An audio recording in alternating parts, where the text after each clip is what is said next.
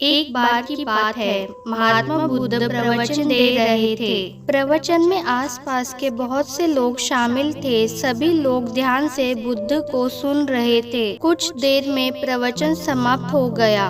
लोगों ने बुद्ध को प्रणाम किया और अपने अपने घर को चल पड़े। पर एक युवक वहाँ पर बैठा रह गया। बुद्ध की नजर उस युवक पर पड़ी तो वे पूछ बैठे, क्या बात है वत्स, कोई जिज्ञासा है क्या? युवक बुद्ध के पास गया और प्रणाम करके बोला, प्रभु, बहुत उलझन में हूँ। जितना इस बारे में सोचता हूँ उतना ही उलझ जाता हूँ। कैसी उलझन है वत्स?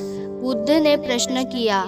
युवक हाथ जोड़कर बोला, प्रभु, यह संसार कितना विशाल है। संसार में लाखों करोड़ों लोग निवास करते हैं। उनमें भी एक से बढ़कर एक विद्वान, कलाकार, योद्धा। ऐसे में उन सब के बीच मुझे जैसे सामान्य प्राणी का क्या मूल्य है? युवक की बात सुनकर बुद्ध मुस्कुरा दिए। वे बोले, तुम्हारी जिज्ञासा का उत्तर मिल जाएगा, पर इसमें थोड़ा सा समय लगेगा।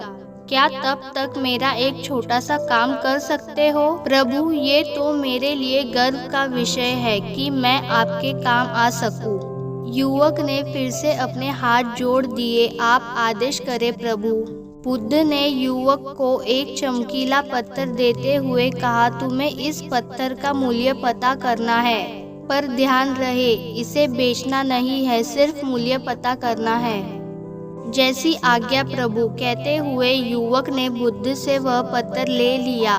उसने एक बार फिर से उन्हें प्रणाम किया और बाजार की ओर चल पड़ा। बाजार वहाँ से ज्यादा दूर नहीं था। युवक थोड़ी देर में वहाँ पहुँच गया। वह सुबह का समय था, इसीलिए बाजार अभी ठीक से लगा नहीं था। जिज्ञासावश इधर उधर नजर दौड़ाई। उसे एक पेड़ के नीचे एक दुकानदार नजर आया। वह आम बेच रहा था। युवक उस दुकानदार के पास पहुंचा और उसे पत्थर दिखाते हुए बोला, क्या आप इस पत्थर की कीमत बता सकते हैं? दुकानदार एक चालाक व्यक्ति था। पत्थर की चमक देखकर वह समझ गया कि अवश्य ही यह कोई कीमती पत्थर है। वह बनावटी आवाज में बोला, देखने में तो कुछ खास नहीं लगता, पर मैं इसके बदले 10 आम दे सकता हूँ। दुकानदार की ये बात सुनकर युवक को हल्का सा क्रोध आ गया। वह मन ही मन बुदाया, यह आदमी मुझे बेवकूफ समझता है। इतना सुंदर पत्थर और इसका मूल्य सिर्फ 10 आम, अवश्य ही यह झूठ बोल रहा है।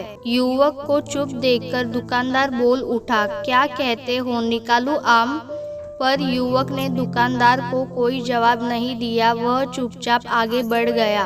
सामने एक सब्जी वाला अपनी दुकान सजा रहा था। युवक उसके पास पहुंचा और उसे पत्थर दिखाते हुए उसका मूल्य पूछा। उस पत्थर को देखकर सब्जी वाले की आंखें खुशी से चमक उठी। वह मन ही मन सोचने लगा, यह पत्थर तो बहुत कीमती जान पड़ता है। अगर यह मुझे मिल जाए तो मजा ही आ जाएगा। क्या हुआ भाई, कहाँ खो गए? युवक ने दुकानदार की तंद्रा तोड़ी। सब्जी वाला चौंकता हुआ बोला, कुछ नहीं, कुछ नहीं, मैं तो बस मन ही मन इसकी कीमत की गणना कर रहा था।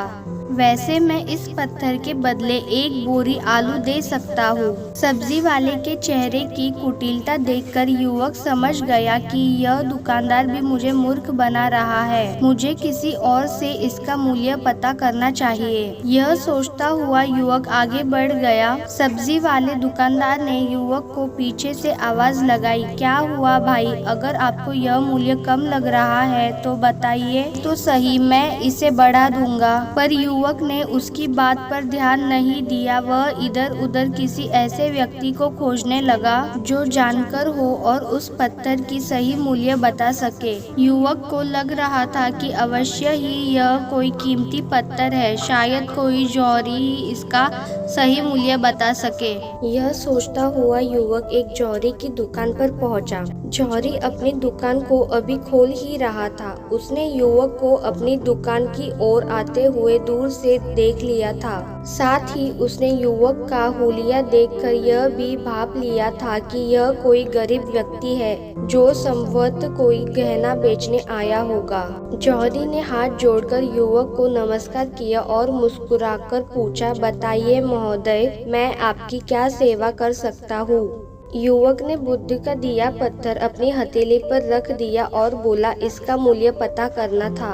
पत्थर को देखते ही जौहरी उसे पहचान गया कि यह बेशकीमती रूबी पत्थर है जो किस्मत वाले को मिलता है। वह बोला, पत्थर मुझे दे दो और मुझसे 1 लाख रुपए ले लो। कहते हुए जौहरी ने पत्थर लेने के लिए अपना दाहिना हाथ बढ़ाया, पर तब तक युवक ने पत्थर को अपनी मुट्ठी में बंद कर लिया था। उसे पत्थर के मूल्य का अंदाजा हो गया था, इसीलिए वह बुद्ध के पास जाने के लिए मुड़ गया। जौहरी ने उसे पीछे से आवाज लगाई, अरे रुको तो भाई, मैं इसके 50 लाख दे सकता हूँ। युवक को वह पत्थर बेचना तो था नहीं, इसीलिए वह रुका नहीं और दुकान के बाहर आ गया। पर जौहरी भी कम चालाक नहीं था। वह उस अनमोल पत्थर को किसी भी कीमत पर अपने हाथ से जाने नहीं देना चाहता था।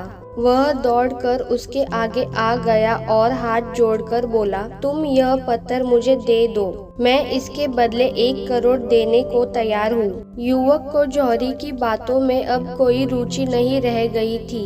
वह जल्द से जल्द बुद्ध के पास पहुँच जाना चाहता था, इसलिए न तो वह रुका और न ही उसने जौहरी की बात का कोई जवाब दिया। वह तेज कदमों से बुद्ध के आश्रम की ओर चल पड़ा। जौहरी ने पीछे से आवाज लगाई, ये अत्यंत मूल्यवान पत्थर है, अनमोल है, तुम जितने पैसे कहोगे मैं दे दूंगा।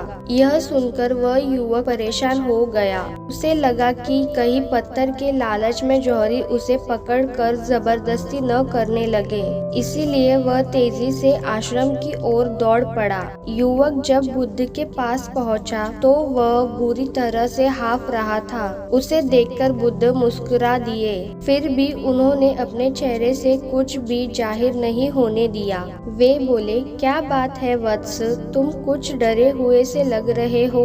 युवक ने बुद्ध को प्रणाम किया और सारी बात सुनाई, साथ ही उसने वह पत्थर भी उन्हें वापस कर दिया। बुद्ध बोले, आम वाले ने इसका मूल्य 10 आम बताया, आलू वाले ने 1 बोरी आलू और जौहरी ने बताया कि यह अनमोल है। इस पत्थर के गुण जिसने जितने समझे उसने इसका मूल्य उसी हिसाब से लगाया। ऐसे ही यह जीवन है, प्रत्येक व्यक्ति खान से निकले हुए एक हीरे के समान है जिसे अभी तराशा नहीं गया है। जैसे जैसे समय की धार व्यक्ति को तराशती जाती है, व्यक्ति की कीमत बढ़ती जाती है। यह दुनिया व्यक्ति को जितना पहचान पाती है उसे उतना ही महत्व देती है। कहते हुए बुद्ध एक क्षण के लिए रुके, फिर बोले, किंतु आदमी और हीरे में अंतर यह है, हीरे को कोई दूसरा तराशता है और व्यक्ति को अपने आप को स्वयं ही तराशना पड़ता है। और जिस दिन तुम अपने आप को तराश लोगे, तुम्हें भी तुम्हारा मूल्य बताने वाला कोई न कोई जौहरी मिल ही जाएगा।